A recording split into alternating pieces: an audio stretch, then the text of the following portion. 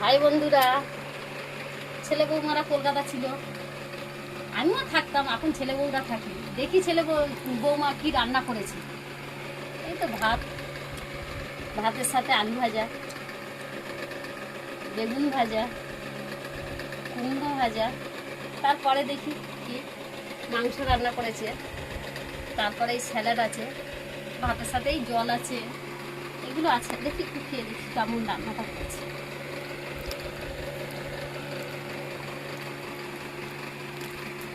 Heavy হয়েছে। দেখি একটু বেগুন ভাজা খাই, কেমন টেস্টটা হয়েছে দেখি।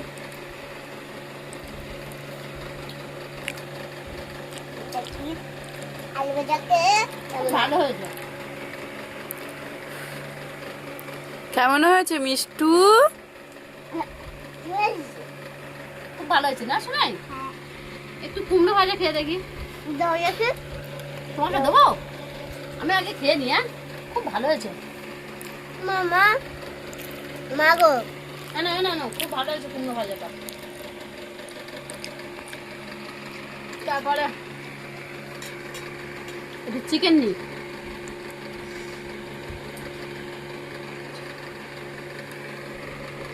ওই বেগুন ভাজা দাও, বেগুন ভাজা দাও না। তোমার দেবো বেগুন ভাজা? ঠিক আছে, বেগুন ভাজাটা খুব সুন্দর হয়েছে শোনাই। বেগুন হ্যাঁ, বেগুন মানে কি বেরাচ্ছে?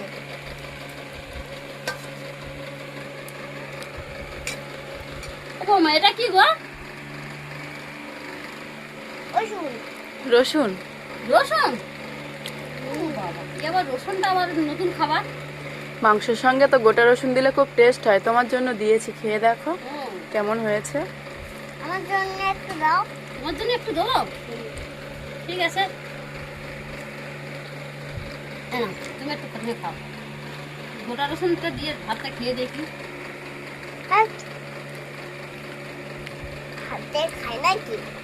হেভি হয়েছে, খুব ভালো হয়েছে শোনাই। তুমি খেয়ে দেখো, ভালো হয়েছে, খুব ভালো হয়েছে। না না না, মাংসটাও ভালো সিদ্ধ হয়েছে।